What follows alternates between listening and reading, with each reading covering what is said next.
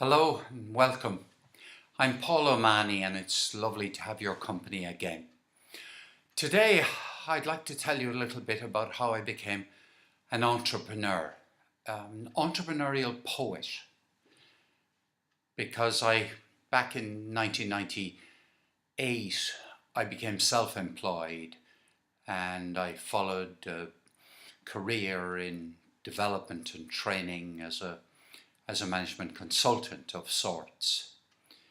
But the thing that I'm really interested in, and that I'll probably use video for more than anything else, is in relation to my poetry. And I left school with no interest in poetry, none at all. In fact, I wanted to get away from having anything to do with poetry. Even when I was at school, I skipped the poetry of W.B. Yeats on the grounds that if I didn't study him at all, I didn't actually have to answer him a question about him in the exam.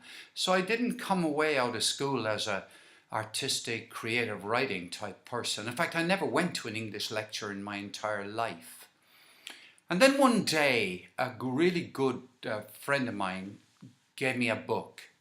And it was a short biography, a really, really slim biography of Wilfred Owen, and an English First World War poet.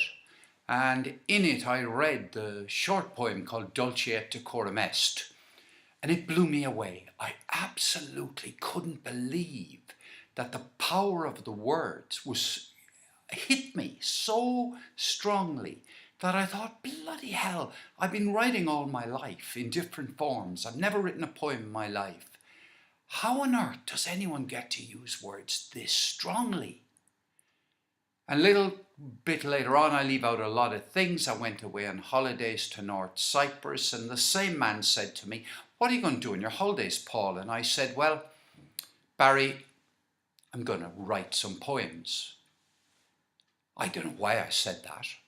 I actually had never read any poems since I was at school, and at this stage I was over 45 years old. So I went to North Cyprus. I wrote some things that looked like poems, they didn't fill the line, and they were broken up into little bits you'd call stanzas. And I came back with about 12 or 13 poems written, and then I thought, right, well, I can write poems on holidays, but nowhere else. And now I'm running out of time to tell you the rest. But I'll tell you one last thing about it. I became a poet when I decided that I was a poet. I didn't have to wait till other people told me. I said, well, look, the best way to become a poet is I'll call myself a poet. And that has worked. That has got me to write poetry. And I write and I write and I write, and that's another story. Anyway, that's a little bit of how I became a poet. And thanks very much for tuning into it. Bye until tomorrow.